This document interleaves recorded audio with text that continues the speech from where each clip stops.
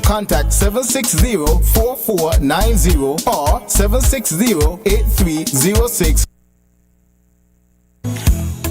On target. So I'm your host, Kelvin Daly, and I thank you for joining us once again. Join the conversation. I looked at it on Facebook and I read the speech, and I'm trying to find out what is the commitment to renal failure in Nevis, and I'm yet to find it. Be a part of the debate. What he needs to do is to allow the people to do their work in accordance with the relevant legislation, and he must not overreach, because when he makes those suggestions, he is in a sense misleading the population here. Speak your mind. Defend your country. Call in. Numbers to call: 869-669-7312. That's 869-669-7312 or 917-460-2187. That's 917-460-2187. On target here on 2020 Vision Radio every Saturday from 1 to 3 p.m. On target. Be a part of it.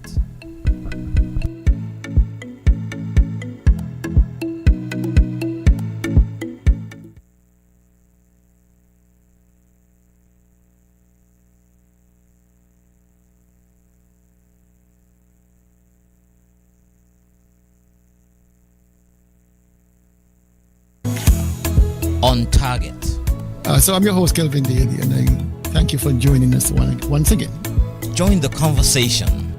I looked at it on Facebook and I read the speech, and I'm trying to find out what is the commitment to renal failure in Nevis, and I'm yet to find it. Be a part of the debate. What he needs to do is to allow the people to do their work in accordance with the relevant legislation, and he must not overreach, because when he makes those suggestions, he is in a sense misleading the population here. Speak your mind. Defend your country. Call in.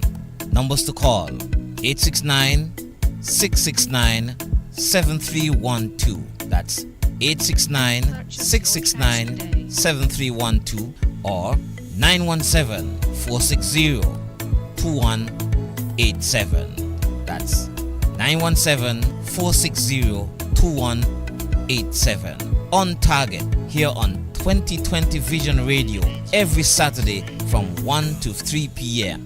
On target. Be a part of it.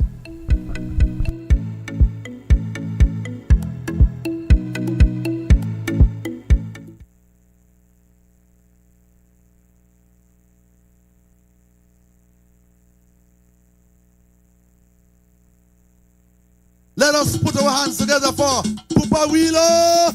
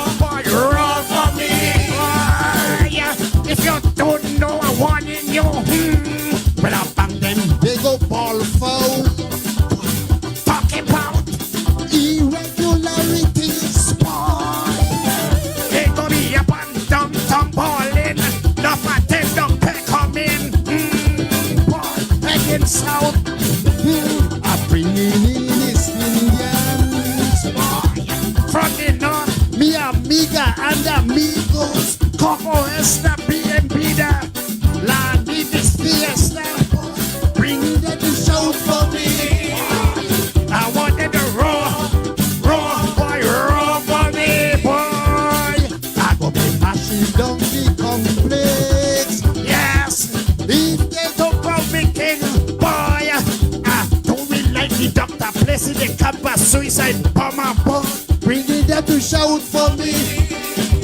I want them to roar, roar, boy, roar for me. Anything you want, you go get, boy. I'm mixing up the soca some Hindi and some rumba. Chutney and lavandera.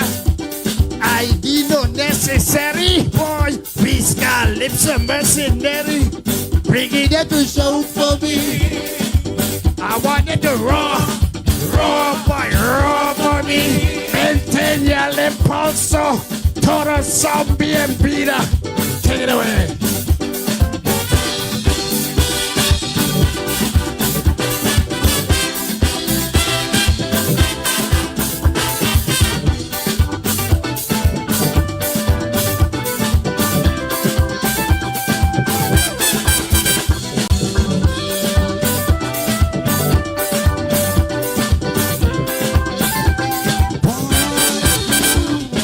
Local fans decreasing. By the numbers they keep dropping. Nobody don't shout no more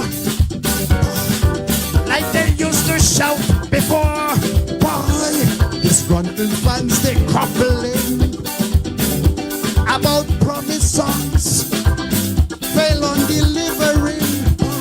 Start song and can't finish it. It's standard English, singing stupidness, nonsense. Why don't you sing a song and again? Tell me what happened to me fair share when the money disappear. Ooh yeah, boy. Stuart, if it question here, bring it there to shout for me. I wanted to roll for me. Complex. Yes, if they go from the king, boy, I don't really like the doctor. Placing their campus suicide bomber. Bringing them to shout for me. I wanted to roar for me. I'm gonna be mashing up the complex. Yes, if they go from the king. The doctor placing your campus suicide bomber. Boy, bring it up to shout for me. I wanted to roar for me. Anything you want, you go get. Boy, I'm mixing up the soca with some Hindi and some rumba, chutney and lavandera. ID no necessary. Boy, we got lips of mercenary. Bring it up to shout for me.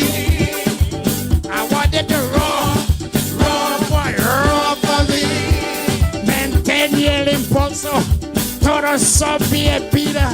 Boy, take it away.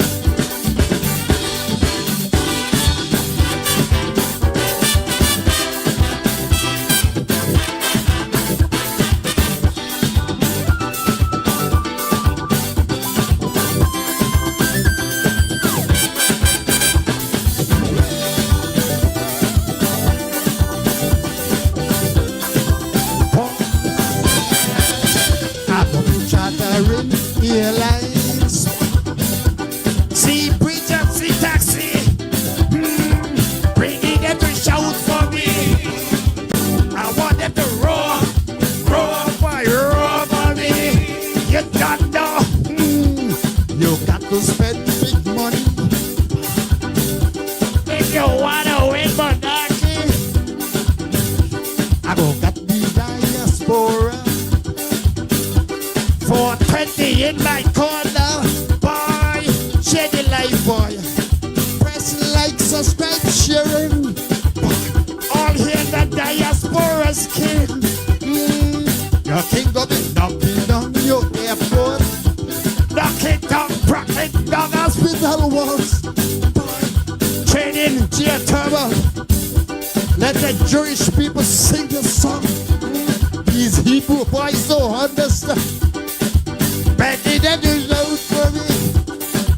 I want to roar for me. I'm rocking down the complex. Yes, if they don't throw me king, do it like the doctor, president, campus, suicide bomber. Bring you to shout for me. I want you to roar, roar boy, roar for me. Anything you want, you go get. Yes, I'm mixing up the soca with some Hindi and some rumba, chutney and la bandera. I did not necessary. Please calypso mercenary. Boy, ready to shout for me. I wanted to roar for me. Vente del impulso.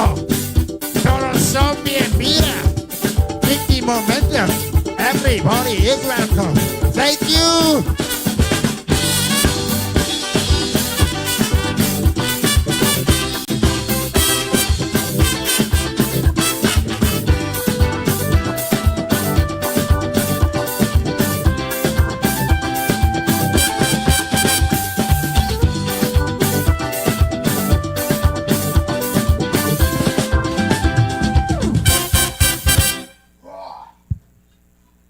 Papa Wheeler. Good afternoon, and welcome to another edition of On Target. And as usual, on a Saturday afternoon, I'm your host, Kelvin Daly, and in studio with me, even though he's off camera, he went to get a cup of coffee, is my friend for life, Henry Daniel, and we are expecting 2 weeks anytime soon. All right, so we are ready to go. Hopefully today will be a bug-free day, and so we'll have a smooth program as we proceed into the afternoon. Let me say good afternoon to all those who have joined the conversation, whether you are in the Federation of St. Kitts and Nevis or in the diaspora, in the US, UK, Canada, down the islands, wherever you are. If you're on the FM dial, YouTube, Twitch, or of course on the Facebook feed, a special good afternoon to each and every one of you. And before I forget, let me wish all you wonderful mothers out there a happy Mother's Day tomorrow when it comes, and may God continue to bless you with good health, strength, and of course, wealth. All right? So let me say first off, congratulations to the 5 persons who made podium today. And they are the man on top again, back on top, Jetty Taylor is in the house. And then Lydia Paris, second. Oh, that warrior from Craddock Road. That warrior from Craddock Road. I haven't seen her in a little while. Yeah. Michelle Liebert up there in Canada is in the house. Oh, yes, that is an that's a certified warrior. Kittishan King over there in Oklahoma. I hope you're doing well, my brother. And Oral Joseph, number 5. Congratulations to the first top 5. Ivor, you just missed out by a hair. So you're number 6. And Evan Jeffers up there in the UK. Good afternoon to you. Gigi Williams Keat is here. And over there in Bath, como está, muchacha? Iona Door is with us. Catherine France is here and present. Catherine France. Daldria Dalpenny, my number 1 fan on St. Kitts. You know, she always reaches out. I have been negligent in reaching back a couple of days because I've been really, you know, in betwixt and between. I'm sure she's understanding that. And over there in St. James, the best dressed man on you is Patty Page. Patty Fleming. I tell you, Errol Pemberton is going to give him a stiff competition. Well, we will have a runoff. You know, one of these days we get somebody, Kelly, you could have something of that nature, but I know Errol is going to give him stiff competition. I'll keep my money on Patty. Oh, okay. All right, and then we have Ingrid Daniel Farrell up there in Virginia. IDF. Miller Farm, he has changed counties. He used to be in Cutler. He's now in Farmersville, up there in the California. And Cecile Hobson is also with us. Elvis Leslie is here. And so is that beautiful lady, Drexel Barton. Elvis Leslie, yeah. You know Elvis Leslie? Yeah, man. I was teaching him at CSS. He's a master. A master of what? Batsman. Yeah, master batsman? Yeah, left-hand batsman. Hard to out. Oh, yeah? Oh, my goodness. Okay. Great cricketer. Well, he never faced me, you know. But that's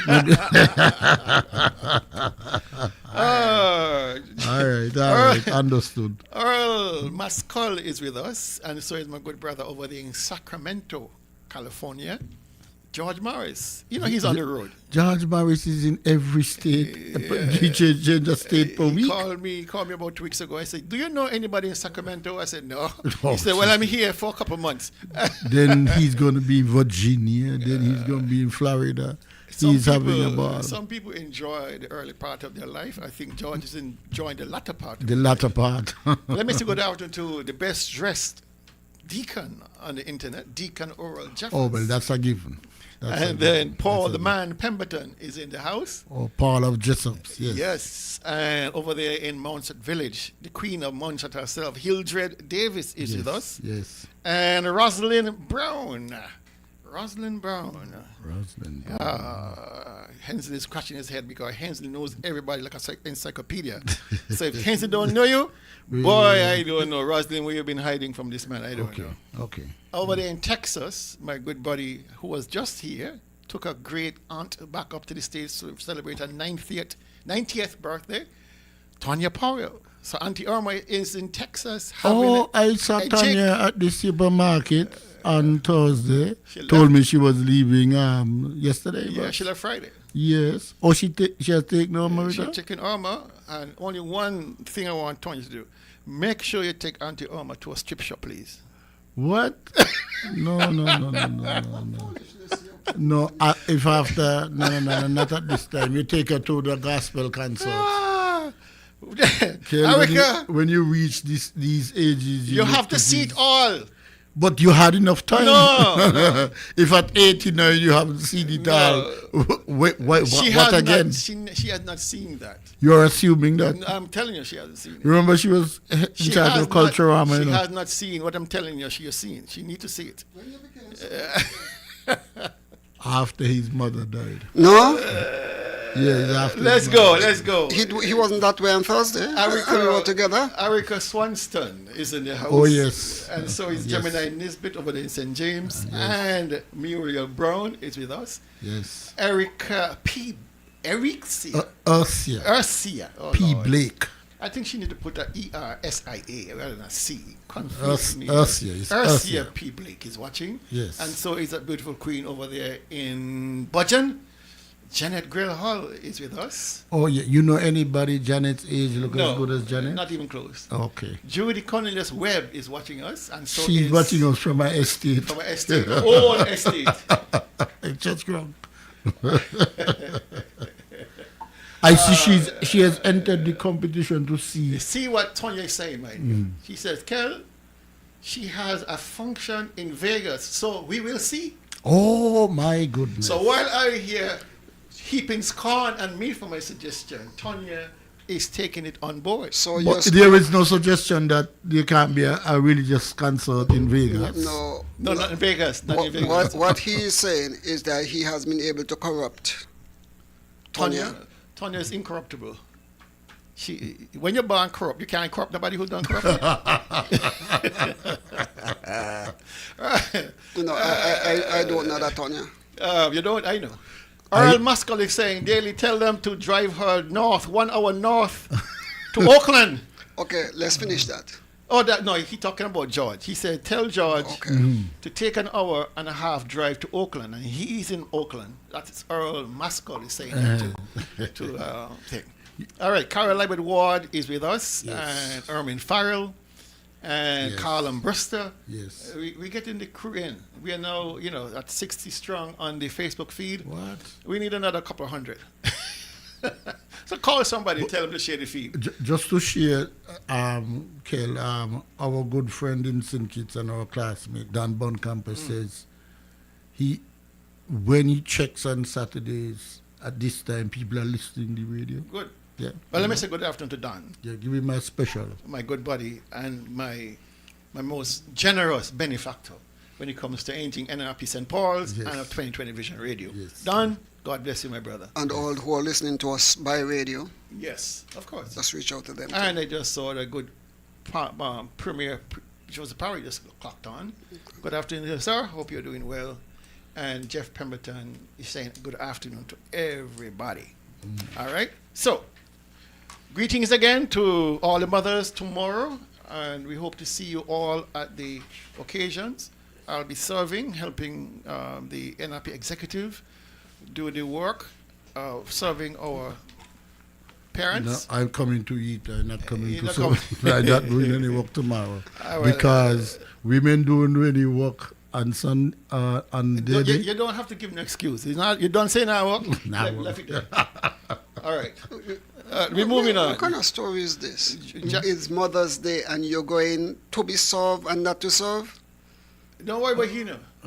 When he was telling us serve the food, he gonna serve the food. Don't worry No, about he. I bring her to go eat the food. Okay. We Bernadette Tyson, good afternoon to you. Nigel Watley, Banga, my good buddy, how are you, man? Carlisle Paris is with us, and so is Bernadette Tyson. All right, so as person Wow. clock on, we have time, we will say good afternoon to each and every one of you. All right. Now, School calling now. cool, the bell ring. Let's go. We got a lot to talk about and very little time to cover it. Fellas, a health tip for today. We're talking about constipation. Oh. Constipation. Now, there are two conditions that qualify you as being constipated. Either you have difficulty squeezing those nuggets out, real difficulty where you're grunting and groaning, or you're not passing frequently enough. You need to pass at least minimum three times a week for you to be considered not constipated. All right? So either you're squeezing out nuggets hard and dry that can cut your passage, or you're not doing it often enough. All right? And it's often linked, as you expect, to what you eat. You're not eating enough fiber, you're dehydrated, you're not drinking enough fluids. It's also conditional upon your lifestyle. If you're just lazy, sitting around doing nothing, you tend to become constipated easier. If you're not eating enough fiber, definitely, that might be something. And the mere fact we are moving now to a lot of processed foods in our diets. Yeah. Those pre-manufactured foods that are jamming up our intestines, all right, can cause constipation. One other thing, I've saved the best for last because we keep talking about inflammation. If you have inflammation of your bowels, I should say, let me qualify that. Inflammation of your digestive tract, meaning from the moment you swallow the food out your mouth, down your esophagus, into your stomach, into your small intestines, into your large intestines, into your rectum, and out. That whole thing is your digestive tract. From the back of your mouth straight down to your anus. That is the digestive tract. And if you have inflammation of your digestive tract, and in particular, inflammation of your large intestines, your bowels as we call them, you will have problems of constipation.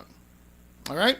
Now, let me describe to you how food moves, because people, even though it's so automatic, and it is automatic, you have no control over it, it's what you call an autonomic response or involuntary response, because you have no control. What happens, you swallow the food, and there's a process called peristalsis. Peris, to squeeze, and so the food is moving down your tract, and the muscles are squeezing sequentially, moving the food downwards. So the muscle wave starts at one point, pushes the food forward, the muscle contracts, pushes the food forward. All right? That is all. You have no control over it. If you have inflammation, for example, in your large intestines, two things will happen. The inflammation can cause narrowing of your colon, your large intestines, in which case the narrowing basically blocks the food from passing properly. Or the inflammation can cause reduced strength of contractions, meaning the contractions are not powerful enough, or the contractions are not frequent enough. All right, you may get a contraction just argument's sake, every 5 seconds. If you have inflammation, it may be every 15 or 20 seconds or a minute. I don't know for sure. But the lower the rate of contraction and the strength of contraction, combined with the fact that your passageway is now narrower, you end up with stool being backed up in your system, like a septic tank. You backed up, and when you blow, you blow. You understand? The problem that can lead to, if you have so much compaction, you can actually erode the lining of your small intestine and lead that feces end up in your stomach, in the environment around your intestines and cause sepsis. It happens. All right? So you try your best not to be constipated for any length of time. Whatever you have to do, if you're beyond 3 days constipation and you can't get it done, go see a doctor. Don't leave it there unattended. Now, we spoke a lot about the role of proper nutrition in preventing constipation. All right? And I've mentioned, of course, the most obvious targets: high fiber foods, lots of fluids, exercise, and I've told you already, prepare your vitamin shots. Prepare your vitamin shots. It's full of antioxidants. It's full of anti-inflammatory agents. You remember I just spoke a long time about inflammation. When you start taking your vitamin shots, and I tell you the base ingredients already: turmeric, ginger, cayenne. And you can add to that whatever fresh fruit you want. Ginger is a standard, cayenne is a standard, turmeric is a standard. If you want to add papaya, guava, mango, citrus, add it. But make sure every morning you take a nice shot, or in the evening when you're going to bed. All right? That will reduce inflammation in your entire digestive system. Now, some people have what we call inflammatory bowel disease, IBD, and that is a chronic inflammation of your digestive tract. It can either cause constipation or it can cause diarrhea. All right? But it comes with belly pain, of course, the strong cramping in your stomach. Try using these natural remedies to help yourself. All right? You can make your vitamin shots, put them in the fridge, or you can buy them pre-made, locally made, or your green teas, your lemongrass, your mint, your balsam, your soursop, your mango, and you make your tea, and you sip on the tea. I don't drink water like I used to. I drink mostly tea. And even when I drink water, I put some tea in it. I keep the tea in the fridge, and when I need a shot, I just put half a glass of water, half a glass of tea, and I drink that. All right? And I'm telling you, since I've been doing this, I mean, I was always regular. By 6 o'clock, I'm gone. But this thing here is something different. You feel so much more healthier. And whatever happens inside manifests itself on the outside. So if you see yourself struggling for weaknesses and tiredness and all that, something is not right within your system. So either you're inflamed, you're not taking enough antioxidants, whatever it is, but try to help yourself. Just to add to that, Kel, very, very quickly, there's a new finding. It's coming from the Harvard Medical School, which says that prolonged constipation leads to heart disease, so that you can get a heart attack as a result. That's a new finding. They are connecting heart trouble. I think it's because they're forcing. Yeah, well, what they're saying is that if it goes on for long, 4 and 5 days, you are developing of course, the risk of heart disease. All right. So, I see Adele has clocked on, and she's saying Happy Mother's Day to her own mother, her fabulous mother, like a Shiwanga mother. No, all mothers are fabulous. Let me loan Adele, please. Well, you have a special relationship, both of you. That's a student-teacher relationship. Happy Mother's Day to my fabulous mother, Iona Dorr, and my grandma, Pearline Dorr, who is also celebrating her birthday tomorrow. Wow. Oh, my goodness. We love you both. Wow. Okay. Happy Mother's Day, Pearline. And, of course, when your birthday comes tomorrow, you know, we wish God richest blessings on you for that. What else we have? So, Kel, if you have a lady whose mother, whose birthday is tomorrow, plus Mother's Day, you have to buy 2 gifts. Not a thing or so. Or one could do. One. What you say, Tulu? What? People can't talk. Do whatever you're comfortable doing and you could afford to do. Gentlemen, I came across a video of out of Antigua, and it reminded me so much of what's happening here on Nevis when it comes to our premier, that I felt compelled to clip it and share it with you because it's very disturbing, and I want you to listen to this. This is a self-inflicting damage to our country and our youth. And our people must stand up. Everything can't be about partisan politics. Public school teachers have been staging a sit-in since last Friday afternoon. It means thousands of students are not receiving instruction at a crucial time as many of them prepare for examinations. Prime Minister Brown insists the teachers' union is disproportionate in its action because there has been no resistance from his government in paying the outstanding allowances. We don't understand risk. We don't understand when people are trying to tear down the country, undermine the interests of our youth. They're going to stand up against them. What teachers are now above the fray, that they can take disproportionate action and put our children out of school, have them languishing for over a week for nonsense, for allowances that have been paid. The Prime Minister is clearly peeved. He argues the teachers are not considering the interests of the nation's children in public schools. It's unfortunate that ministry officials took so long to process the documentation, but you don't throw out the baby with the bathwater. And I want to know what the teaching has come to. What happened? They don't prioritize the interests of their students. And if we're going to call a spade, you have a lot of teachers who are into politics. This is actually a political response. It has nothing to do with the payment of allowances. It's not even the salaries and wages. You know how many adjustments we have made? We gave them an increase of 9%. So the issue is not about paying outstanding allowances, which I accept should have been paid, but the fact that they are being dealt with. He provides an update on the number of teachers who are yet to receive their outstanding allowances and says this proves the position of the teachers' union is untenable. The latest thing I heard now is that there are 6 individuals, 1, 2, 3, 4, 5, 6, who have not gotten some kind of allowance, and they were not part of the original list. And instead of the teachers' union taking responsibility for it, they continue to strike and keep our children out of school. I say that is heartless. I say that is just totally ridiculous. And the people of Antigua and Barbuda better stand up, If it's me they think they're hurting, they're not hurting me. His message to the teachers is clear and unequivocal. Get back to work. And I'm not afraid to deal with the hard issues. Whoever wants to judge me by my politics and by my articulations, that does not change who I am. All I know, provided I have breath in my body, I'm going to fight stridently for the people of Antigua and Barbuda, and I'm going to go after anyone who I believe is undermining the interests of the people of this country, especially our youth. And I'm saying to those teachers, stand down, man. Stand down, man. There's more to this than meets the eye or meets the ear.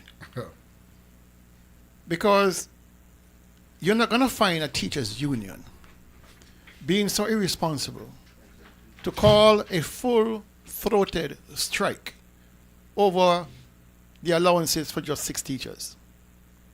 The Prime Minister admitted that this thing, the applications by teachers to get the allowances has been in the works for some time. He didn't say how long. Since 2019. Since 2019. You see? Since 2019. I know Tulu follows Antigua politics. All right? So he's not being truthful. But look what he does. He's putting the blame on the teachers, saying that what? The youth are being used as pawns. That the youth are being disadvantaged. Every time people stand up, professional people stand up against government, whether here in Nevis or in Antigua, what the politicians say? Oh, you're destroying the youth. Oh, you're destroying the youth. But who is destroying the youth? I hate when these guys are allowed to run roughshod over people's intelligence.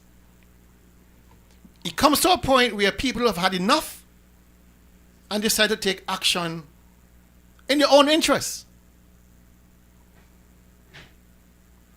And so when the Prime Minister is going to get up on his high horse and say, stand down, why don't you stand up? Why didn't you stand up to help and make sure this problem is solved? The teachers were on strike for about 10 days. It doesn't take 10 days to get through 6 applications for allowances. There's more to this. And he's accusing them now of politics. The same thing we have here on Nevis, where the Premier like to say, oh, it's everything NRP oppose. They put the politics in everything. But if these people were to lead, and lead properly, you wouldn't have these issues. You treat people fairly, and you wouldn't have issues. Tulu. Gaston, in his cabinet, made a decision to give themselves or parliamentarian a raise of pay, and made it retroactive. I think was back to January last year, and it was close to the end of the year. So you know they're going to be raking in a huge sums of money. And Gaston was able to do that and pay themselves within 30 days. Okay? When you would have had persons, teachers, nurses, pensioners, who sometimes has to go up to 2-3 months before they get paid. This thing with the teachers and whatever stipend they should be getting, based on the information out of Antigua, is going back to 2019. Gaston is involved right now with a case with a boat that's been sold. And according to him, they're paying lawyers $900 per hour to represent him, his wife, his son from another woman, and some other members of parliament. His son from the other woman is not a member of government. But the people of Antigua is paying out that. He was boasting on the same boat, he was paying 20-something thousand $, I think, per month to keep the boat into Antigua, whatever the confusion is. But you had the nurses making noise. We have the...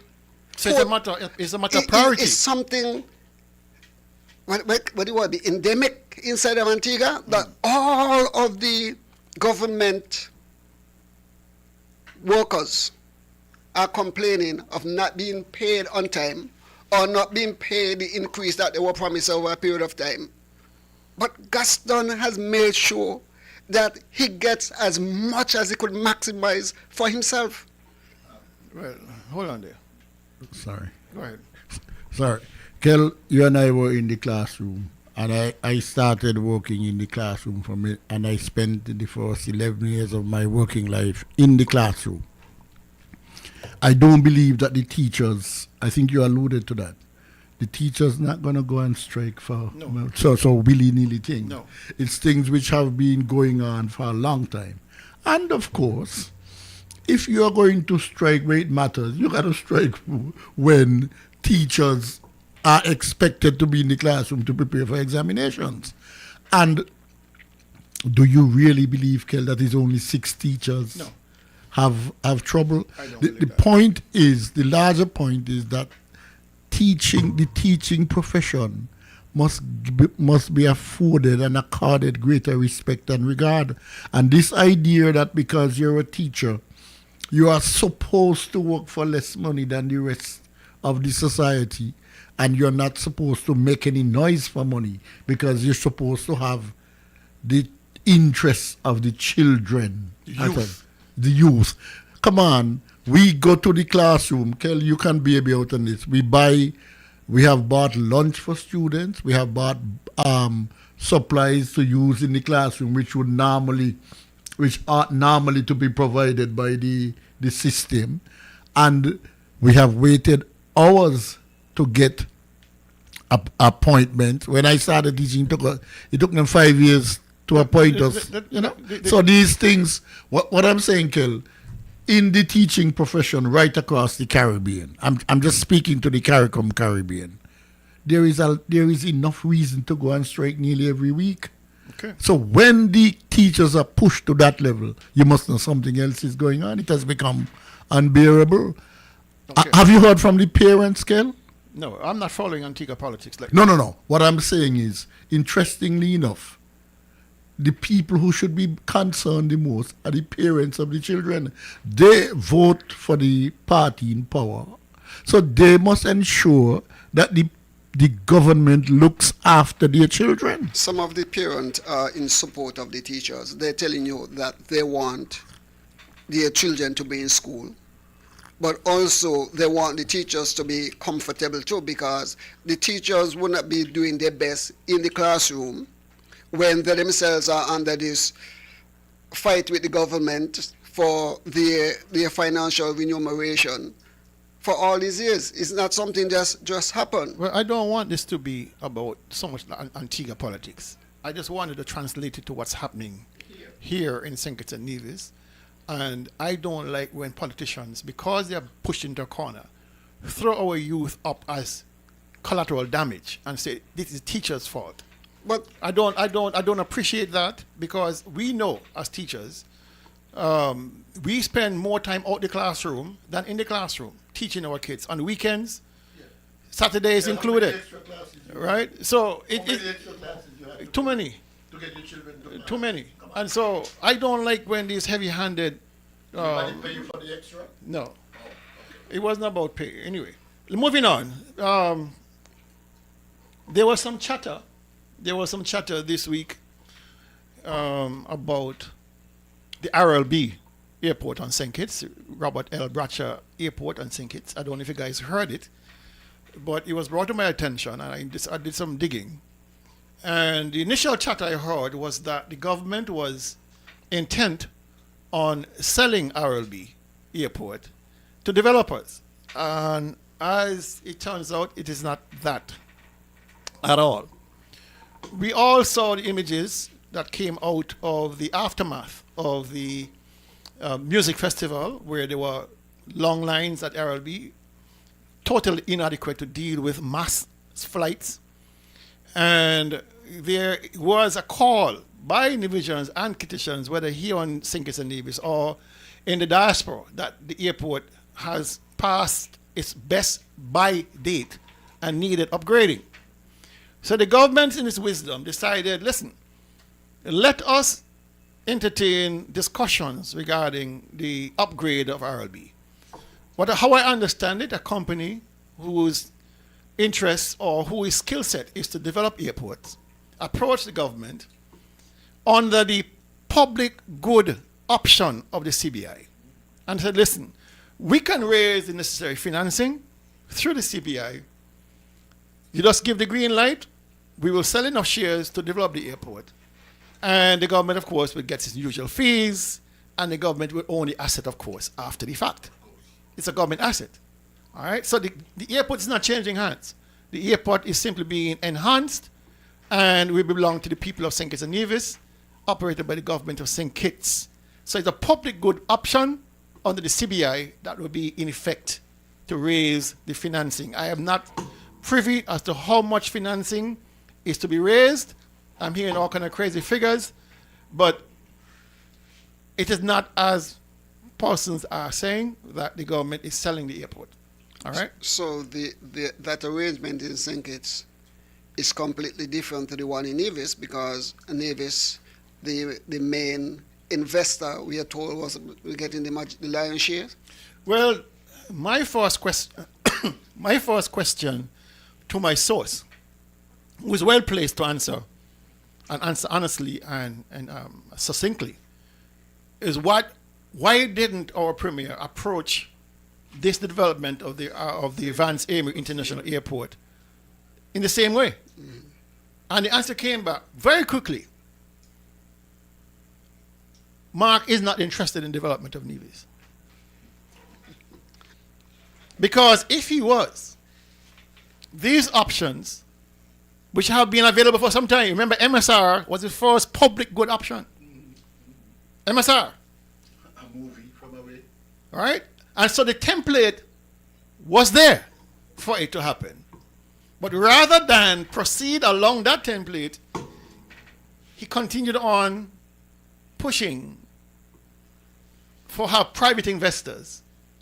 We heard of Bill Gates' name, we heard about Drahi, we have heard about the government of Taiwan. We've heard about all kind of things. But the question and the answer I got from my source, I had to sit down. You're surprised? I was disappointed. I was disappointed because here we are we're going along wondering how come this man has not succeeded at anything for development. And it never crossed my mind. I thought it was just pure incompetence. But what made me sit down was the fact that he's not interested in development of Nevis. Because if he was, there would be no stone left unturned to ensure that the airport project was done under the public good option.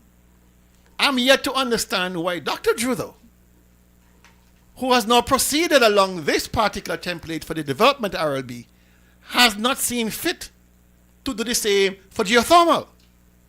Because I've always said, the model coming out of Dominica sets out how CBI is being used by SCARIT in Dominica to finance geothermal development.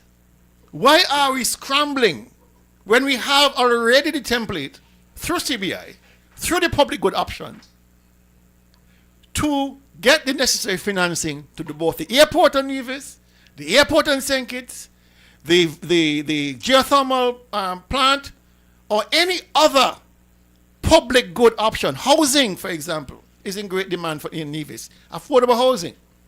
I understand investors are now on St. Kitts looking at public good options for housing. You understand? This is the kind of thinking that excites me. That people are looking and thinking outside the box, and not even a good box, because this box been around for a long time. All right? Why hasn't Brantley used any of these options? Is it that he'll be shut out financially? He's not going to get as much? Or is it that he just don't care, or a combination of both? I have said here, Dr. Daly, in the recent past, that I am convinced, because I used to say that the Premier lacked the ability to take this country forward. I have sat down and have analyzed, and I've came to that very same conclusion, that the Premier is not interested in the development of Nevis. He is interested in what is there for him to benefit from. And the record is there to prove that several of the persons that came on island claiming that they're doing business, his law firm was the legal retainer or advisor. And so you see where he put his interests, where he stands to benefit personally. And if it's not him, it's where somebody close to him stands to benefit. The Premier and the present CCM leadership, none, zero, has indicated to me that they're interested in the development of the people of Nevis. But look at their own personal advancement. And Pierre Lumumba would have said to us, if you come into politics, Patrice, and you leave politics after 5 years or 6 years, way better than you came in. What Lumumba said, you thief it. well, Kel, I can engage you here for a second. And just to share a similar situation, you make the point about what has happened. Is there no interest, or is it that you don't care, and so on? And I simply put it down all the time to one. I have said repeatedly that for me, I have never seen any interest from them, and that they came to power to keep NRP out of office. They had nothing to do with looking after Nevis. I have made that very clear. But I just want to do that in the context of a The Heritage Foundation in America is a right-wing foundation, and when the 1980 to 88, Jamaica got more money per capita. The only country in the world, in the Latin America and the Caribbean, only El Salvador, got more money than Jamaica to develop Jamaica. And Timothy Ashby wrote a book called Missed Opportunities. And as I look at and as I listen to you, here is another missed opportunity. Is it $400 million Harris gave, or 500? 500 $500 million. That's a missed opportunity. The CBI public-private partnership is yet another missed opportunity. But it has everything to do with whether you want to advance the country or whether you don't. So, Kel, you mentioned that it's not even a new book. I mean, to me, it's the best thing happening for public development. That is to say, you hear what you mentioned? The government will keep the airport, okay? But you will get the financing through the CBI, which to me makes sense. Good afternoon, you're on target. Good afternoon, gentlemen. Yes, sir. How are you? I'm excellent. You had lunch already? Some nice rain, man. This week has been a good, steady, solid rain. Okay. Pretty on the place. All right. What's on your mind? Now, to heat it up a little bit, okay? Okay. Okay. And what you have to realize is money makes the world go round. Huh? So, the root of all evil is money. No, the love. Every war that has ever been fought is always about money. They use religion and politics as an excuse, but the root of the evil is money. So, if you do this greater good option in CBI, you know what the main problem with that is? You don't control the money. Right? And that's the problem. You don't have control over the money because it will be done. The control of the money will be done by the developer, the person who's running the CBI option, because they're raising finance to build the project. Mm-hmm. So in the interest of the country, it will be very good because they will raise the money and they will spend the money on the project. But the problem is they control the money. That's where the problem lies.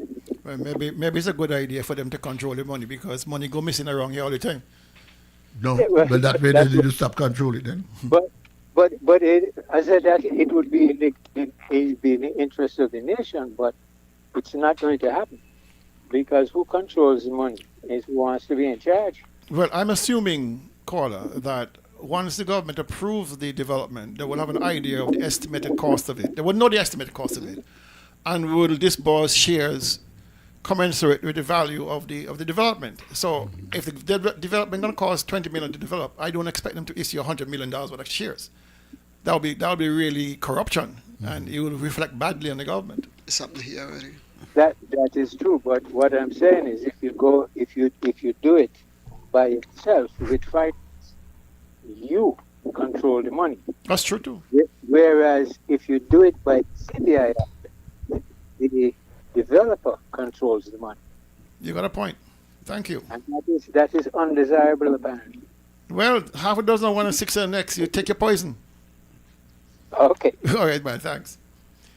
If we have the money available to do the development, then we do it directly. If the money is not available, and we're going through the public partnership, the most important thing here is that the government must know what the cost will be. You're right, what we're dealing with. Give them whatever percentage they want for themselves. The key is that the resource belongs to the people of St. Kitts and Nevis. It doesn't change hand. The arrangement that we have in Nevis, basically the resource of it, 70%, 80% going to one investor, which is vastly different to what Joe is doing. We need new leadership. It's simple. End of story. All right. The gentleman has had 18 years at the helm. Not in the helm of government, but in government. He's been a parliamentarian since 2007. He's going to be in his 20th year come 2027 when the next election is constitutionally due. So he made a video some years ago about Douglas having 20 years, and it's time for Douglas to go. Because Douglas had nothing else to offer. He said Douglas had nothing else to offer. Well, Mr. Brantley, you had 20 years, and your report card is not looking so good. But you see, here the point, Kel. This is where I part company with most people in Nevis. What did he ever do before to indicate to you even an inkling? We have been over that bridge. No, what I'm saying, if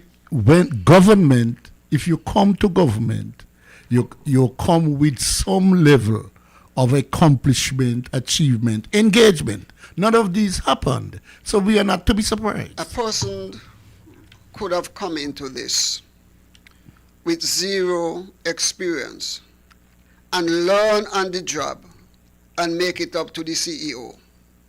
The thing is, Brantley came into politics, and he came into politics with no intention to do anything for the people of Nevis, but to feather his cap and to get tick off on his resume that I was the premier of Nevis, I was this, I was that. It's all about himself and nothing to do with us. And he came in running on a lie. Good afternoon, you're on target. Good afternoon again, gentlemen. Yeah. I've just been thinking of some primary school mathematics. Mm-hmm. I have two options. Go to the route, right? The public good. Mm-hmm. Or finance the project yourself. Okay? If you finance the project yourself, the asset remains the ownership of the people of Nevis. But you also get, let's say, $150 million debt as well. So the people of Nevis own an asset and they own a gigantic debt. Okay? If the CBI route, you own the asset, but you ain't got a debt. Exactly. So it's not rocket science. That's a primary school could tell you which one to do. I made that commentary months ago, asking the question, why is Brantley going after a private investor and not seeking an umbrella under the CBI? I have yet to get an answer. I don't understand it. But we know what the answer is. But I think the answer is maybe a lot of us should go back to primary school. Okay. Thank you, caller. Thank you very much. The answer is, look at MSR. Media came in. Who was the legal retainer for MSR? You look at that company that came, NRE, that put down that well up at Hamilton, a disaster. Who was the legal retainer? Look at them. You just go down the line and you'll find out exactly what's the connection between leadership and those companies. And you see why I go that way. Because I am going to make something here.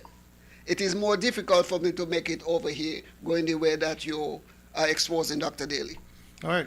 Moving on, because we are now at the 1 minute before the hour 2, and we ain't even scratched the surface yet of things we need to talk about.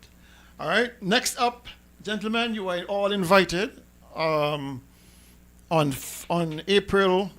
18th, to the launch of the Film Commission.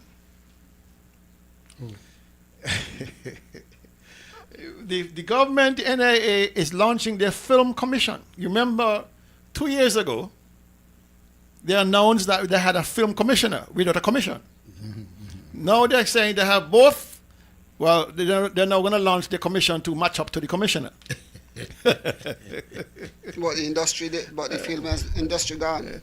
That's involving somebody from Barbados, right? No. They're going to they have created the old film commission. I don't know who will sit on the film commission. I know who the commissioner is because she has been in the job for the last 2 years. Somebody from Barbados? No, local. You know who the film commissioner is? Okay, leave that. I forgot.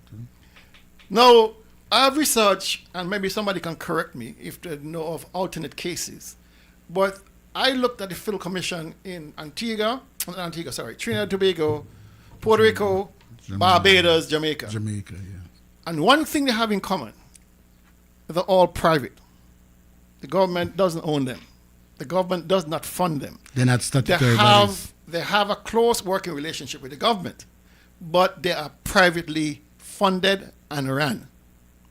Nevis is the only territory I could find, and I might be wrong, that has the NIA totally absorbed with the establishment of a film commissioner, and we pay handsomely for the office of the film commissioner salary, and now a film commission. All right? And you have to ask yourself, why? What is so important?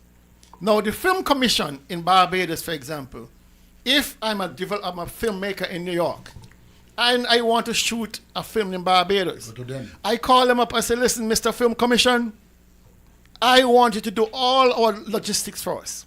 We want sites, we want venues, we want hotel room accommodations, we want vehicles, we want actors, sites, we want everything. And that film commission will charge that film company in the States to do all of the research, all of the documentation, all of the clearances, all of the applications for concessions, everything. So the film producer in the States simply flies to Barbados at their own cost, yes, and move right into production. Here on Nevis, what the Premier sought to do is totally finance every aspect of film production. So they're having this launch, and they said they're gonna preview some documentary by some division by ancestry person or by birth, I'm not certain. Brilliant person, I am made to understand. But the government is paying everything. The government is footing the bill for everything. So there's a budget. So the Premier is still in the throes of wanting to develop a film industry. We don't know how. Because he's going about it the wrong way. The government, the resources of the people of Nevis are not to be squandered in this foolhardy way. If you want to have a film commission, let private sector develop that. You get them all the assistance they want, but let them foot that bill. Do not involve the people of Nevis in trying to make yourself into a movie star. You messed up MSR. You gave them a contract paying them $1.5 million US for 9 films to put them up on 4 seasons. What nonsense are we doing with our resources? And this is the same government going to say, agriculture, you need to cut your budget by 20%. Because we don't have enough money. But we're going to find this class of money to satisfy the ego of a maniac.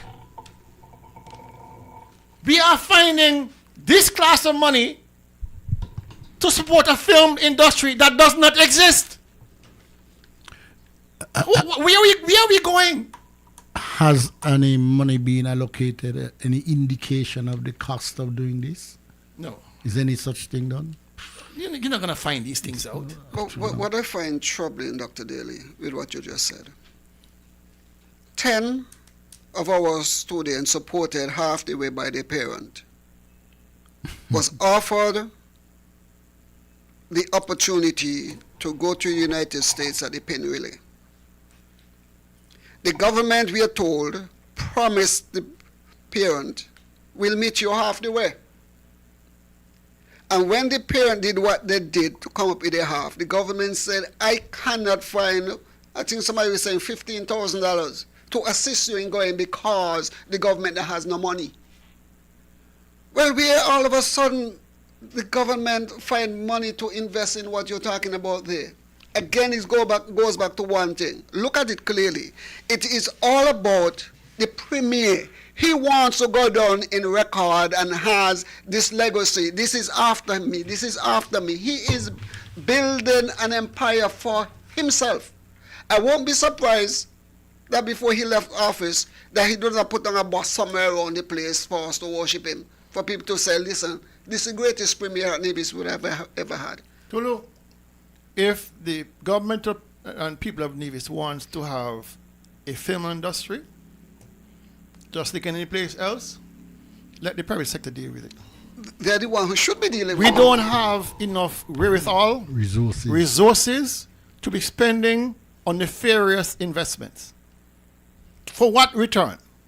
What are we getting out of this? We are paying for everything. We are paying for everything. All right? We should not be paying for everything.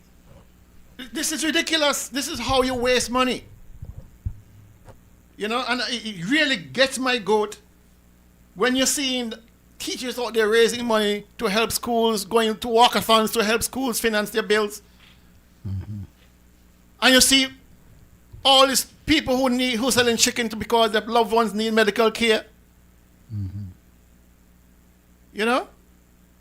And this is what we are talking about, a film industry that is a pie in the sky. There are venues all through the Caribbean. Some have what you call sound stages, built up areas that these producers and movie moguls use as backdrop and all that. They come to Nevis to do a particular scene. We shouldn't be paying for that. We shouldn't be paying for that. But we are. Because the premier is enthralled with this idea of a movie industry. He's fixated. Fixated. Even after he's got his butt kicked by MSR, he's still fixated in the idea, I was never wrong. So all this is trying to prove to the people of Nevis, he was right about MSR. He was right about a movie industry. See, we have a film commission. See, we have a film commissioner. People are going to come to make movies here. At whose cost, Mr. Premier? The taxpayers of Nevis should not be holding the bag for your fantasies and your failure to recognize that you are a failure. And this is what's happening. We are paying because you don't want to be seen as a failure. Let's go to the calls. Good afternoon, on target. Good afternoon, gentlemen. Good afternoon, sir. Turn your radio down, please. Turn your radio down. The man is a failure. He is a failure, Mr. Daly. So, Tulu, the children, them, parents, meet them half the way, as they say. And still, the government can't find money? The government said that they didn't have the money to assist. Turn your radio on, please. Turn your radio off.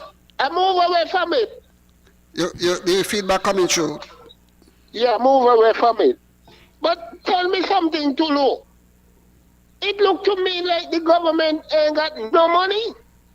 They got money for what they want. And the rich men, them who they raffling Nevis wait for. That when they want things done, they pray that they help them with their money and give it the country. But we gotta clean up this thing. But the fact that he's putting this commission and commissioner in place and we are funding everything, it means that he has money somewhere. Well, Tulu, let me tell you something, you know. Miss Daniel was in Bastille on Wednesday. Mm-hmm. And the reception was so nice. She handled herself.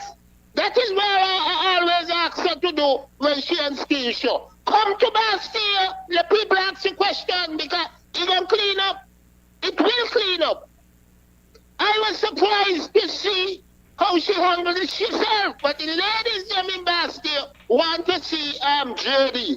I didn't even know she do something, she's schooling down here. Yes. They're asking to see JD, they like JD, the ladies. So she gonna bring JD because questions to ask. Right. Question to ask. Anyway, I'm gonna listen. You continue opening the batting daily like projects. All right, brother. Thanks. So, you know, we have a crisis at Nevlec because the government is not paying their bills. They're paying half every month of what they owe. All right? We got a situation where the linesmen and the transmission guys at Nevlec hasn't gotten a raise because the premier say he ain't got no money. And he hasn't given them the 5%. You can't pay Social Security. You're still behind by over $9 million paying owing Social Security.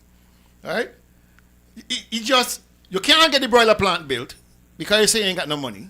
But yet, you're foolhardily heading down this road of developing industry because you want them to make you a movie star. You want them to put you out there in cyberspace to say, look, the Prince of Nevis, is he not handsome? Is he not flamboyant and brilliant? Because he's developing a film industry. He wants an autobiography. That's what he's looking for. He can write it for himself. You know, but we should not be paying for your stupidness, your follies, Mr. Premier. You know, you got enough money put away in the bank. Go use your own money. Moving on. I was scrolling through the government's page. You know, the government got page there, information. And I realized that the government, the Ministry of Finance, is still looking for a director for Nevis Finance. Remember, Nevis Finance is supposed to be the marketing arm of Nevis Financial Services. So they're supposed to be the marketing Nevis Financial Services, you know, the bank services, all kind of things. Somebody was not in that post? No, not yet. Huh? So they have reposted the ad for a director because I don't know why. Because I know some people have been applying. And so the first date of applications was, let me see here in my notes, was March 27th of this year. That's the first date, the deadline. First deadline. They weren't satisfied with who came forward or whatever the circumstance. Is NRP people coming forward? I don't know. They moved it 1 month later to April 30th. Nothing. They moved it from April 30th to May 9th. Nothing. They moved from May 9th now to May 26th. All right? And what I believe is happening, to be honest, I don't think they're finding a person who they can control. I believe this is all about control. Because the person who will be the director of Nevis Finance will be in a position to funnel business in certain directions. Because this person will be the face of Nevis Financial Services. They're the one out the marketing. So if you go to, say, example, Sweden or Switzerland, to one of these STEP conferences, and you're there representing Nevis Financial Services as the new director of Nevis Finance, and an investor approaches and says, listen, tell me about Nevis.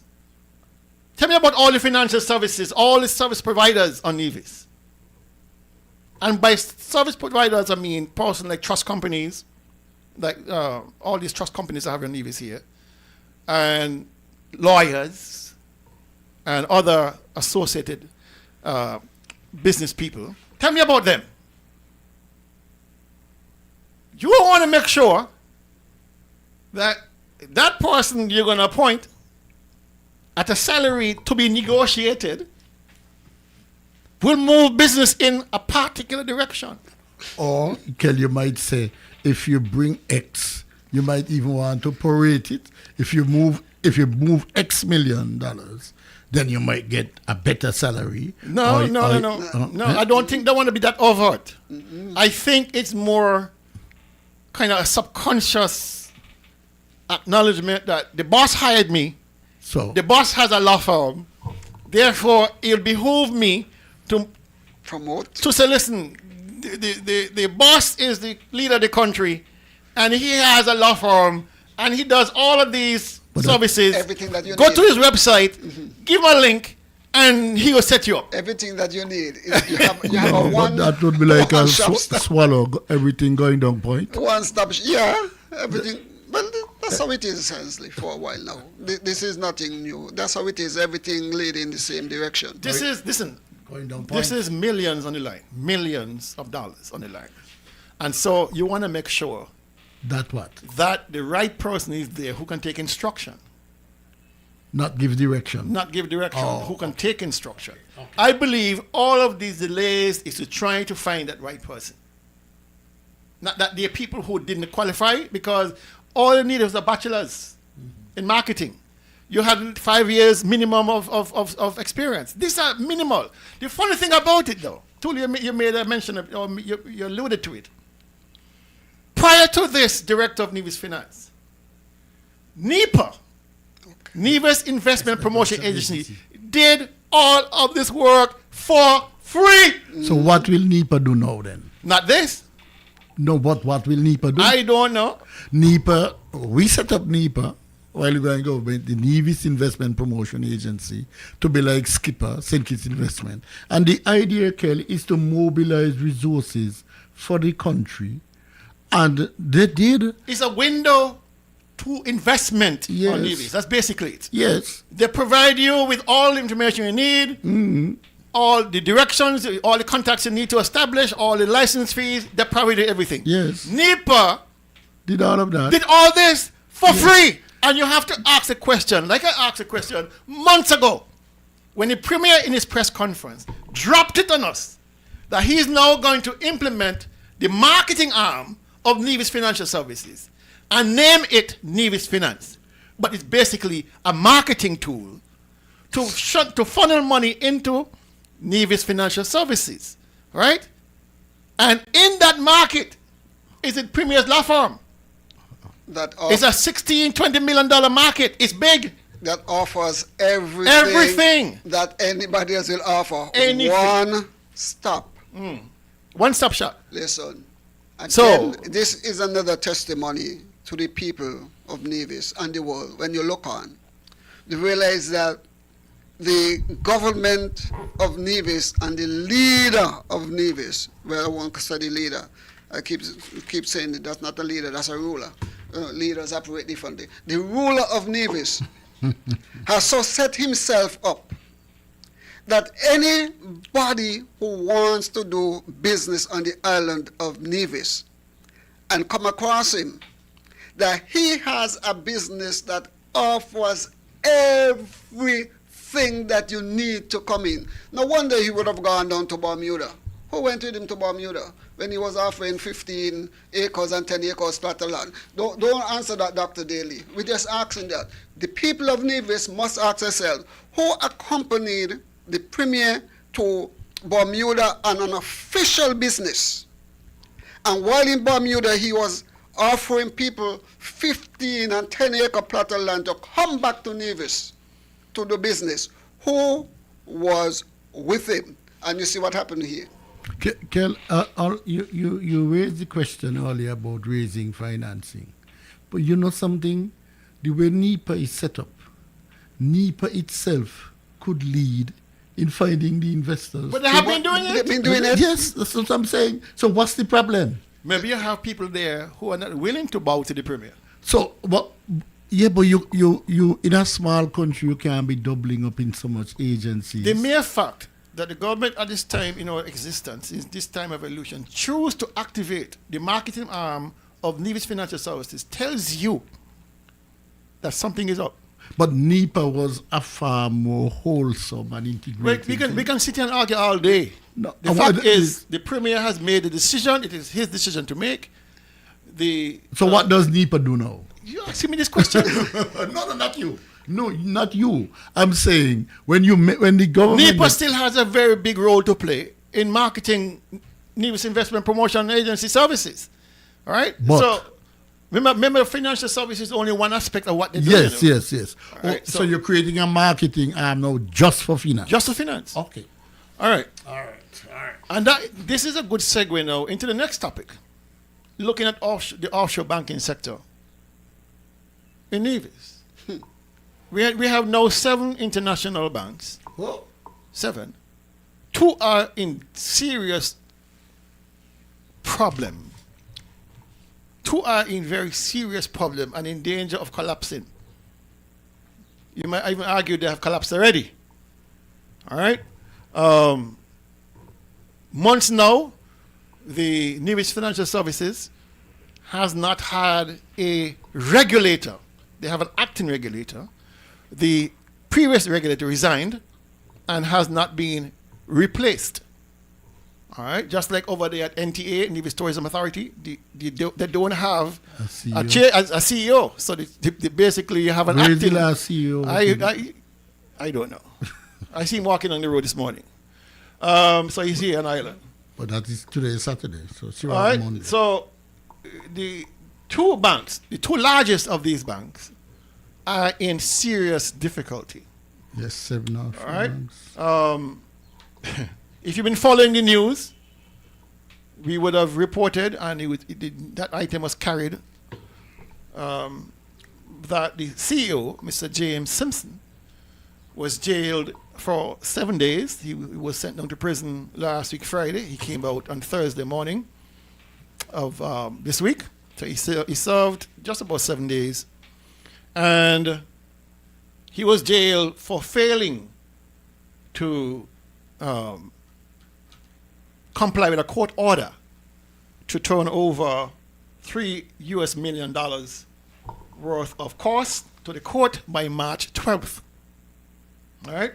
So his committal to prison was caused by the failure of the Bank of New Innovation, to make available to the court $3 million of depositors' money. I think the court had enough of the delay and the subversion and whatever else, and I believe the judge acted prudently in sending a clear message that the court will not tolerate this nonsense. Now, the Bank of New Innovation, as far as I understand it, I stand to be corrected, has been operating unlicensed for the last 4 years.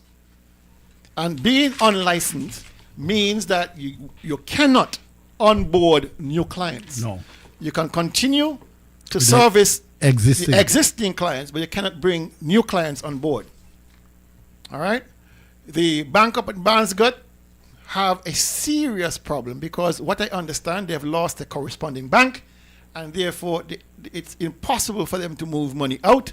The question is you have to ask is, why did you lose your corresponding bank? What happened to cause you to lose that?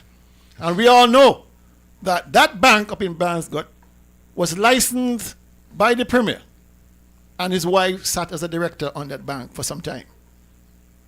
But both are in serious problems. There are multiple lawsuits in our High Court against both banks, mostly brought by depositors unable to retrieve their money. Now, the problem with the Bank of New Innovation, that bank's owner cannot set foot back in the Federation of Sinkers and Navies because he just might be arrested.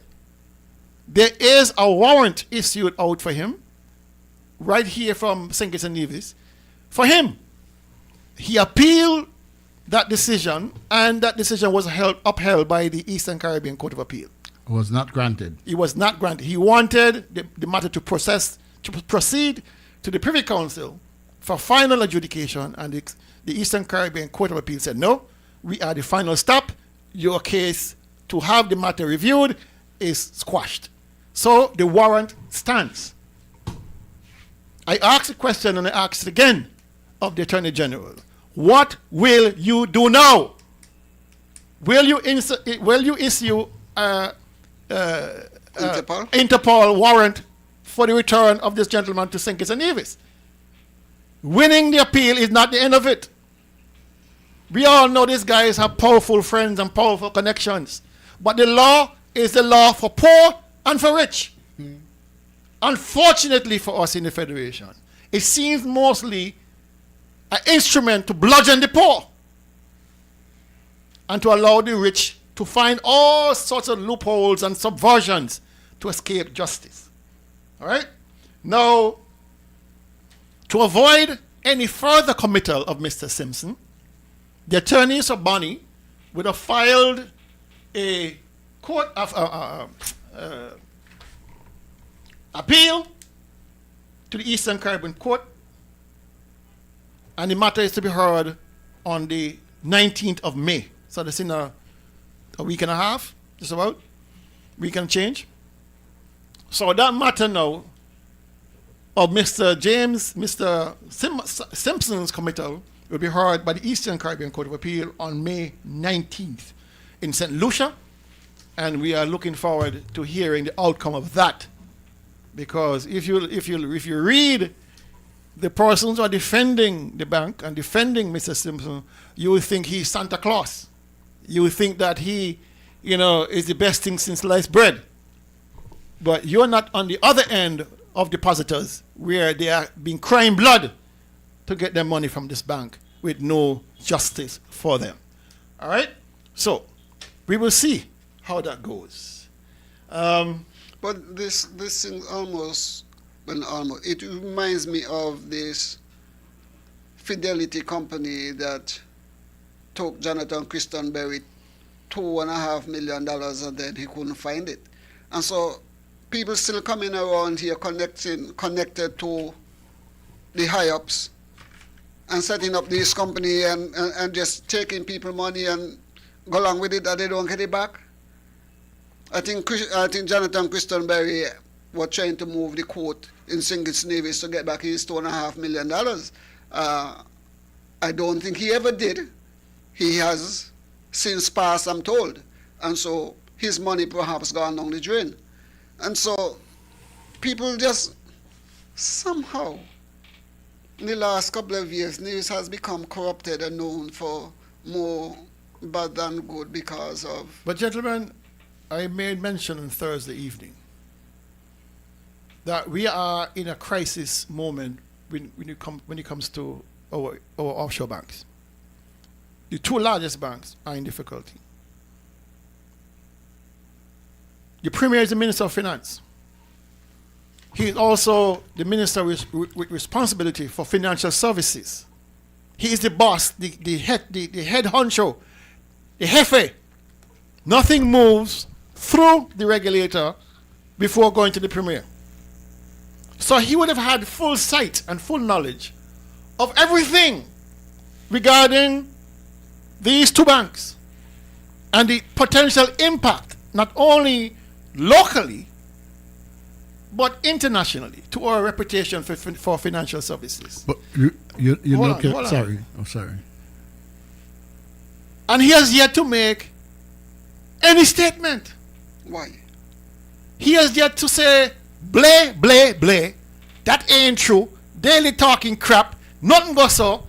Well, Mr. Premier, there's a case proceeding to the court right now where Bonnie, the Bank of New Innovation, is suing the regulator of Nevis Financial Services.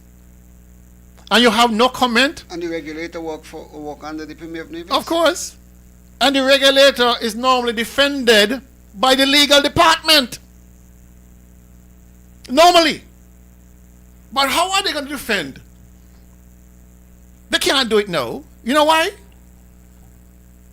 Because from my understanding is that one of the lawyers for Mr. Prest, the owner of Bank of New Innovation, was the legal advisor. Conflict of interest, you can't do. And since her elevation to the post she now occupies, an office mate that used to work with her in St. John's, BVI, USVI. No, sorry, in USVI, sorry, BVI. BVI. Is now the lead attorney on the case. And guess who? Guess who called that legal luminary who now represents Mr. Press and the Bank of New Innovation? Guess who called him to the bar? Called that gentleman to the bar in Nevis? Oh, legal advisor. The same legal advisor. Oh boy. Oh boy. Oh, what a tangled web we weave, when first we practice to deceive. Truer words have not been spoken. Oh, what a tangled web we weave, when first we practice to deceive.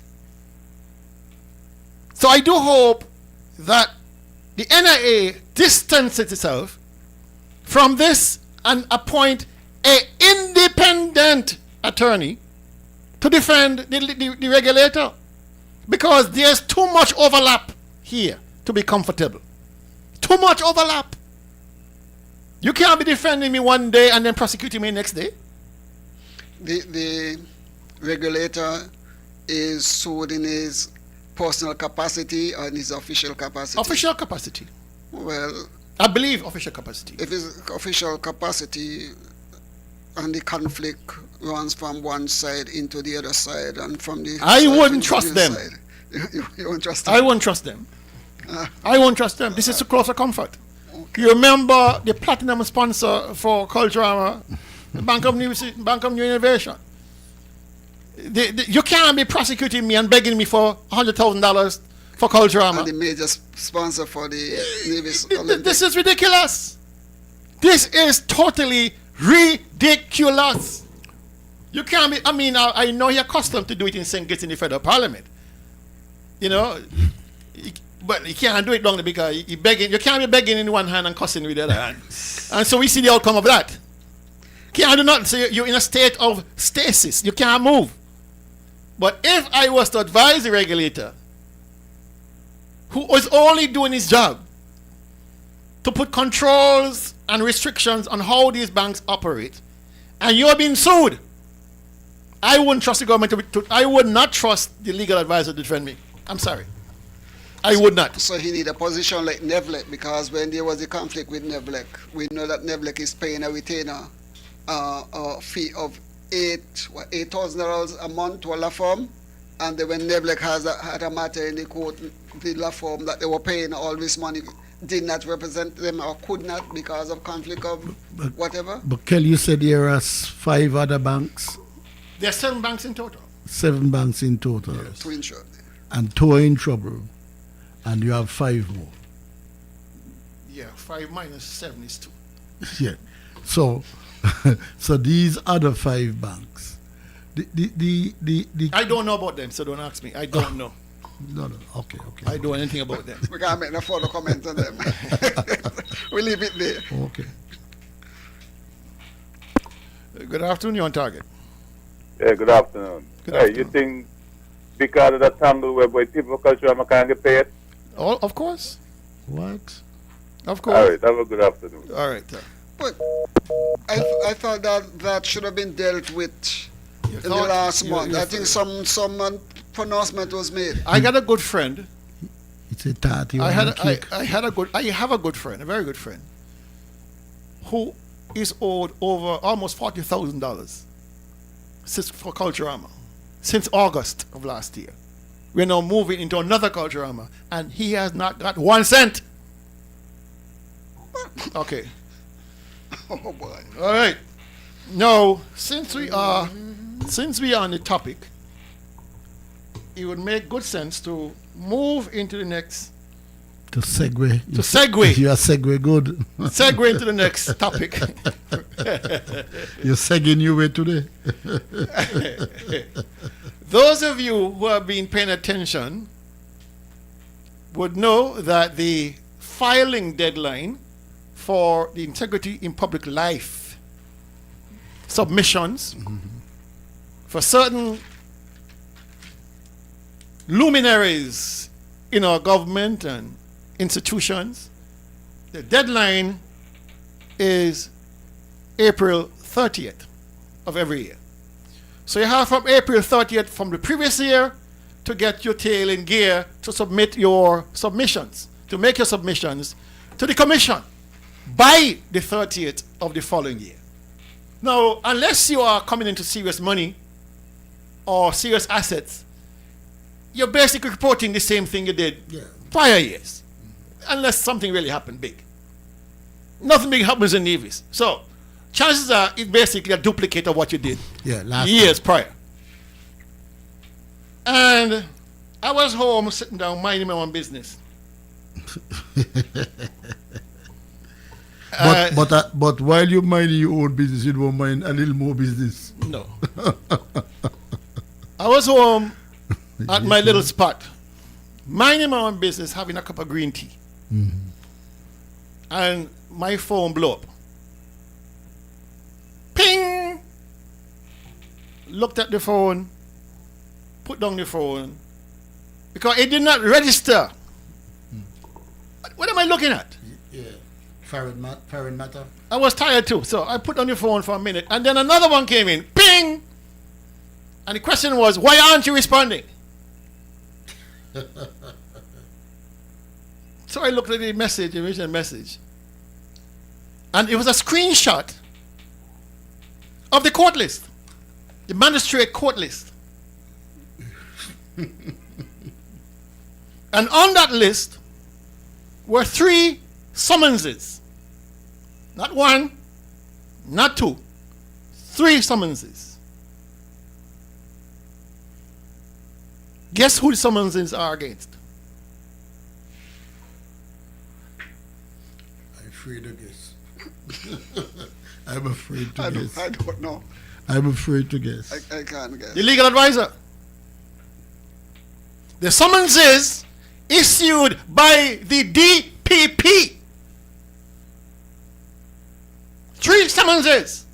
Legal advisor did not file? And it appears the summonses are because the good lady did not file for 3 consecutive times. And what is upsetting to me is the parade every year of them going up to the office there at the Rams complex with their manila envelopes and their speeches talking about integrity, talking about the government is so happy to have been compliant with filing their submissions to the court, to the IPLC on time. They file it this year. They filed on the 28th, 2 days before the deadline. And in those pictures were the entire cabinet plus the legal advisor. Legal advisor was in the pictures? Oh yes, front and center. Eeny, meeny, miny, mo. Well, that means that she was saying that I have filed. We don't know what's in the envelope.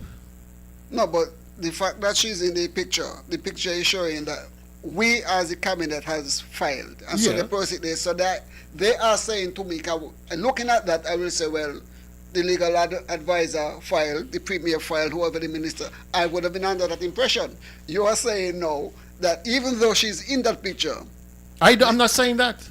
What I'm saying is there are 3 cases before the court. That's what I'm saying. That says that she did not file. So the picture was misleading. I don't know. Well, you don't know, but I know. Okay then. No, it has to be misleading. No, I don't know what is the. I have to call the DPP. If you put it and up find there, out the. I have to call the DPP. Mr. DPP, expect a call from me, and I want to find out exactly what your charges are against this good lady. But they Because she was in a picture with Brantley, and Brantley he's saying, my cabinet and my advisor, we are complying. That's what I'm saying. And we are grateful for the law. We have made the changes, and this is our submission. So if we have submitted, all of us have submitted, so we are bold enough to post our photos to show to the world that we have submitted. And then after that, you have 3 summons coming out for somebody inside there, which means somebody lied. Somebody deceived us. Well, I would like Mr. Brantley, Mr. Premier, call us on the show. Number here is behind me. Call us and explain to us. Why is it that your legal advisor has 3 summonses before the court for not filing? Or filing completely? Maybe that's the problem. Maybe she didn't file completely. Oh, Partly. Okay, let's hope that is he calling you. All right, let's go. Good afternoon, you're on target. Good afternoon. Mr. Daly, Yes, sir. I'm here listening to you. Yes. And I am trying to figure out, and could you help me, please? Yes. If you are expected to file, and you file, what the hell is that? We are expecting 20-something hotels the Premier has promised us, and we ain't see one up to now. We've been expecting geothermal since 2018. It not happened yet. We have a hospital up there going for 8 years. Nothing happening for the past year and a half. If they file in time, what does that mean to the population of Nevis? Nothing. Are we any better off? Those were his words. Are we any better off? He became the premier of this country because people were expecting him to move our lives upwards, forwards, in other words, make us better off. Because you see what? When NRP was in government, and this young lady from over in Brown Hill, every meeting NRP keep, she keys. That became an issue for the now premier. You have to pay for it. So you're not better off. That was his argument. So he filed on time. Are we any better off? Nope. Good afternoon and goodbye. That's a good point. He has not moved the needle. The needle has not moved in our development, even when they file on time. All right? But at this minimum, at this bare minimum, you have the supreme legal advisor, the creator of the Integrity in Public Life legislation that carved out the guts of the Integrity in Public Life legislation, carved it out, dumped it on the ground. Is this karma that has befallen her? That she's the one who crafted the new amended Integrity in Public Life legislation and is now come back to bite her? Haman built a gallows to hang Mordecai, and he got hung on the same gallows. The Bible speaks? Clearly. Okay. They're saying, spit up in the air, it's going to fall back in your face. You set trap to catch others. You say you're going to fall in that same trap. Maybe it's just a case. Well, me ain't going to set no trap to catch the body here because you'll get caught in the same you trap. get trapped in the same. Yeah. Anyway. Jesus.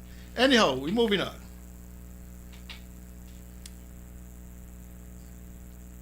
It's troubling, Dr. Daly. This month, May, for some time now, has been celebrated as Agriculture Month, or Agricultural Awareness Month. Oh, they started last week. They started the 1st of May. Last week, yes. All right? And it's supposed to run the entire month. And so, normally, the Minister of Agriculture would have opening words for the workers, the staff and workers at the ministry and departments of agriculture and cooperatives, fisheries. He would have a big gathering celebrating the month of agriculture. And so he would have called to order. Skell, before you go, I want to ask you something. Sorry. As an agriculturist, when you could help the rest of us and the rest of the society understand this. When you hear that we are going to celebrate the month of May as agriculture, is it Agriculture Awareness Month? Okay, what as an agriculturist, what do you think the citizens should hear before we get into what they heard? What they should hear? Yeah, what should it be doing? If it's an awareness month, the citizens must be aware of the government's strategic plan to move agriculture forward. What are the plans and priorities? And that you have a launch of something big or something? Normally, you don't have to launch anything big, but it's a public awareness that the ministry is doing this, and you are expected to do this in the interest of food security. Right. So, plans and programs, where are we going to go? Highlights. Where are we going to put emphasis and those Right. kind of things. So it's supposed to be like that. Okay. All right. So Was it that? I don't know. I don't know. All I can tell you is that when the group assembled, it's quite a large group. Agriculture has about 90 plus people, You mean who work for the government? Work, yes. And when you add the farmers and Well, the officials- farmers, I don't know if officials were there. I don't think they were there. I think it was just for staff. Oh, okay. Right? They were just for staff. All right, so the minister went on, a tirade, and lift up his dress, and all the pink drawers were showing. Him can't wear dress. Well, he lift up his dress and he showed pink drawers. And basically was saying to them, "Are you listening to Daly and them out there? And every week they're cussing me. They ain't cussing me, he's already cussing. No, nothing like that went on. It's all you he cussing. Because I are the workers. When he cuss me, it's all you he cussing. All I be get cuss." I kid you not. No, I will not kid about agriculture. If it's one thing you want to get me serious about, talk agriculture. That's my blood. All right? He was out of his mind as the minister to go there to berate workers for the cussing he getting for his leadership. I don't understand this. He needed to take responsibility. The buck stops with him as a minister. So if Kelvin Daly or Tulu Weeks or Henry Daniel or Kyle Powell is talking about agriculture in a certain way, you fix it. Shut them up. You fix it. And we won't have a thing to say. Fix it. Shut them up. Fix Why them you don't with go programs. there? Fix them with programs and projects. You don't go to talking, showing all your drawers to the wall and talking this thing about, is all I cause me to get cussed? Do your work.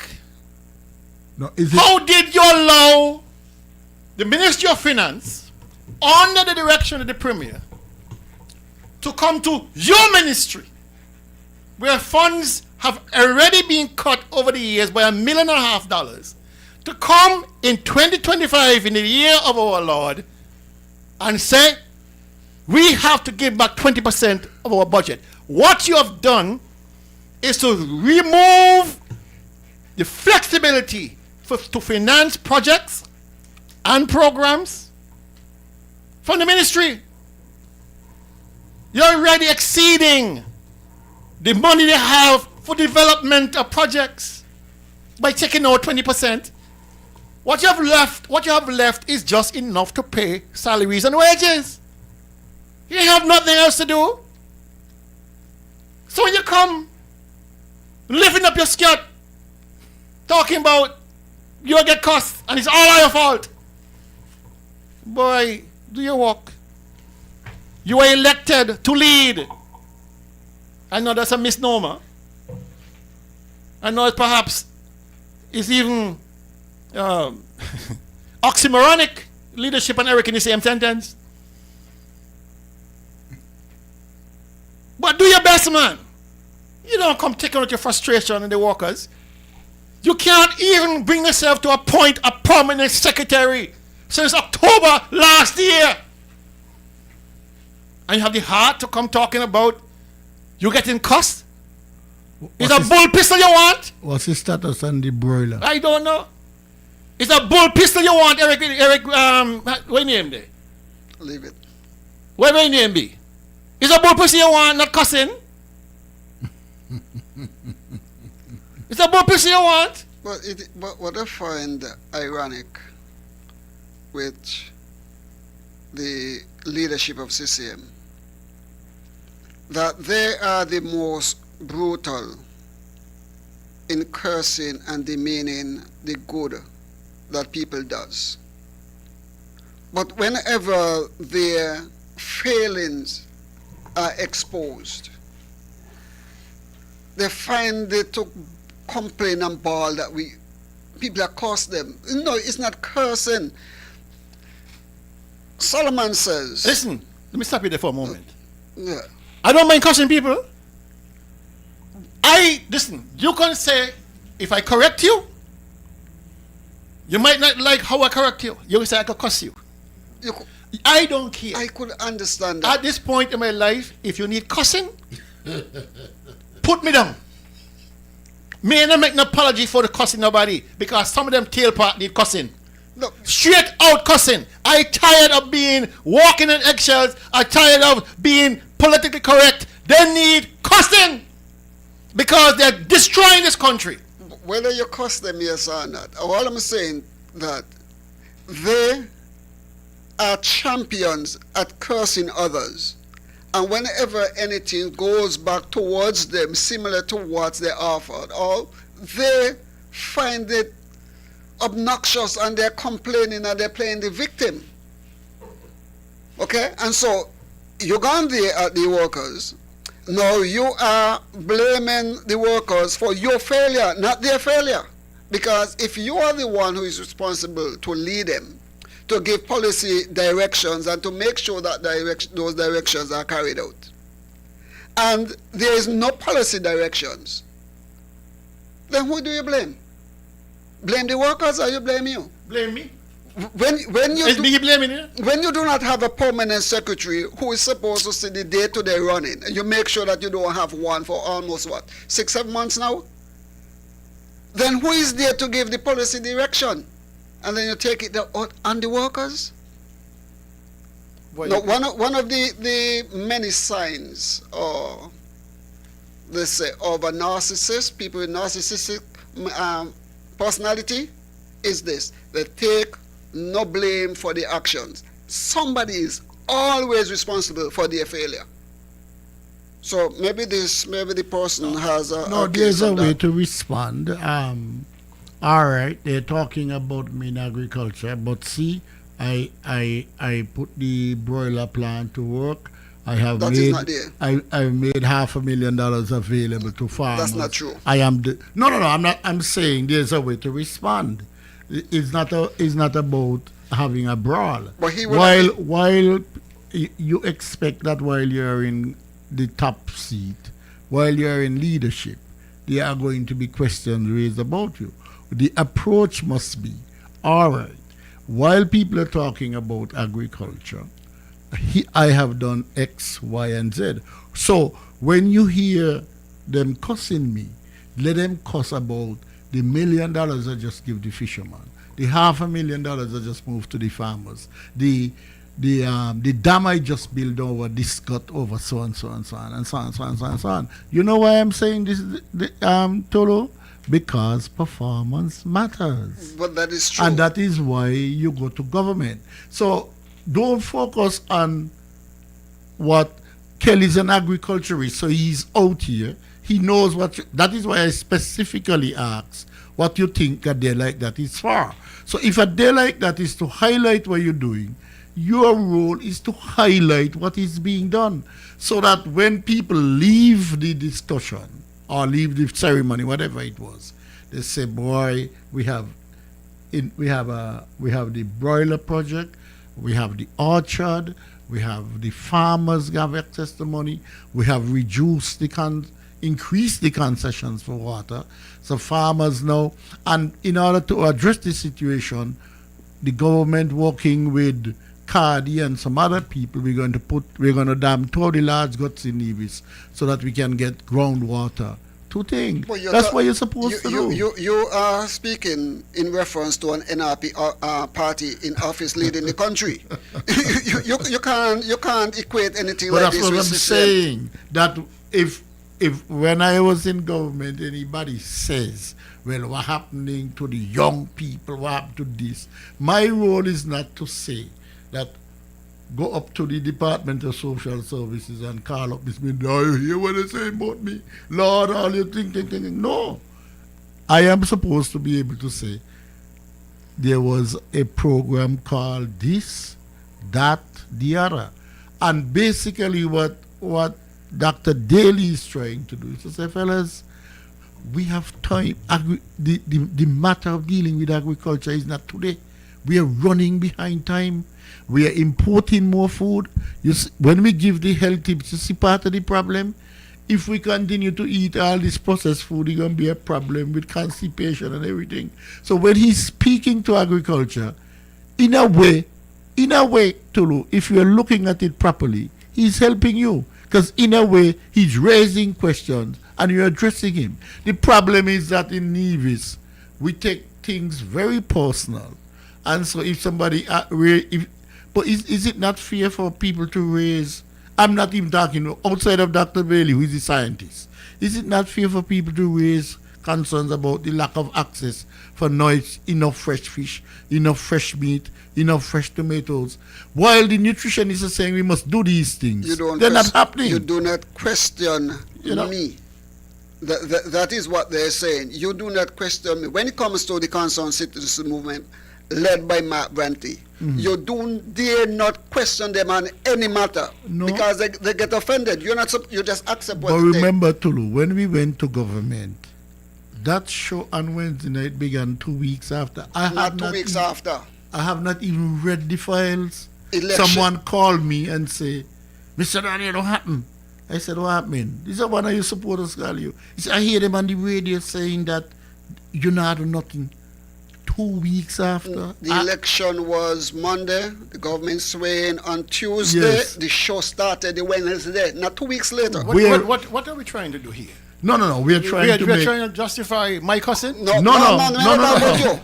I'm trying to say, Kel, see, that eliminate the word cussing. What you're doing. Don't care. We're not No. What I'm saying, use what you're saying as a reason to act. And if it's cussing at your level, you're going to get cussed. So what? Hensley, as a leader, you will do that. As a ruler, you're not going to do that. You're going to cast blame. Basically, what the minister has done is to confirm to the workers that Dr. Daly, Hensley, Tulu, and Carla are correct. Agriculture has failed. That's what he said to me. Agriculture has failed. And he's saying basically, all of us has failed. Oh, he's not sharing the blame? Yeah, because when they're cussing me, they're cussing you. So he's telling them all of us is to be blamed. Listen, if people want to regard what I'm saying to the government, my constructive analysis, my constructive criticisms, if they want to define it as cussing, it does not change me 1 inch. Absolutely It does not change the facts I'm laying out. True. Well, that's what we are saying. Nothing changes that. Because in everything I've said, let them challenge me and say it's not true. I've been on this program now for years. I've written extensively. Have you ever heard them come out and say Kelvin Dale is a liar? No. All they say is Kelvin Dale cost too much. Yeah. That's all I can say. Talk too much. And I wear that badge with honor and pride. I wear it close to my heart because it means the mere fact that they're responding to you tells you that you are getting traction in their heads. That they recognize their own failures to do what they're supposed to do, whether in agriculture or tourism or finance, wherever they have demonstrated to you that the words we are speaking, the facts we are laying out, are true. Yes, okay. And it bothers them to the point we are now saying, ignore the noise. It's just noise. Yeah. Believe us. Believe the government. So where's the evidence to believe the government? None. You have not provided. Let's look at agriculture for simple reasons. You promised through CARICOM 25 by 25. 25% import substitution by year 2025. We have even gone 1%. Not even that. The key point in that 25 for 25 for Nevis was broiler production, the broiler industry. They've had 2 years. 2 years to bring it to fruition. It's 2 years now since. 2 years. Since they arrived. Yeah. Yes. And the year before that, make it 3 for planning and all that kind of thing like that. The ordering of the machine kept here in May of 2023. We are now in May 2025. Groundbreaking June 2023. We are now approaching June 2025. On Sinkits, they have moved ahead with their perspective. They're not going to reach 25 by 25 for sure, but at least they're now producing layer chicks. They're doing something. They're doing something. It's not perfect, but it's a good start. So I commend Samuel Duggins and his colleagues down there for making a start. It is a start. It's not nowhere near the end point. It's a start. There's so much more to do. Roads are made by walking. So much more to do. And we here on Nevis can't even get the minister to appoint a permanent secretary in the Ministry of Agriculture. We can't get the premier to appoint a chairman of NTA, Nevis Tourism Authority. We can't get the premier to appoint a regulator. You have a CEO of tourism. All right? And so here we are. CEO, sorry. Here we are, booting and batting. Can't even get sight of the fair share document. That talk has died away. Dead? The document got into the Federation March 6th. We are now March 6th, April 6th, May 6th, 2 months later. Not a peep. Fair share is dead, talking... I didn't say dead. I'm saying we have not had sight of any discussion in Parliament or outside of Parliament regarding that document. Where are we going, folks? We have a leader who is afraid to stand up in Parliament, in the Federal House, and defend the best interests of Nevis. We have a leader who gave away through a simple cabinet submission geothermal on Nevis. We have a premier who does not understand anything about finance. And he's supposed to be Minister of Finance. Let's take this last call because the other crew is here. Let's take this last call. Good afternoon, you're on target. Yeah, good afternoon, guys. Good afternoon. I was wondering if you're kidnapped. Yeah, you could hold a document on it as long as you want. You come tell us what you say, you come tell us where them documents say. So you could put them on the bed, you could put them on the arm, you could put them in the trunk. You don't come tell us about the fair share. And you don't make noise. So we want to know, Mr. Premier, come tell us what the document them say. Hear this to Nevis people. When we want him come tell us what the document them say, we want us get together and get rid of the man. Pick the man out the place. Let's go again. You know what, nothing in a benefit, nothing in a do nothing for us. And check where the man at you with. The man has set himself up. The man has built a financial empire and all that. When we break it down, when we get rid of the man. Good afternoon. Thank you. And with that, we out of here. To all the mothers, happy Mother's Day tomorrow. And we'll see you next week, Saturday, God's willing. Same time, same station. Be good, be safe. Happy Mother's Day. Happy Mother's Day. All right.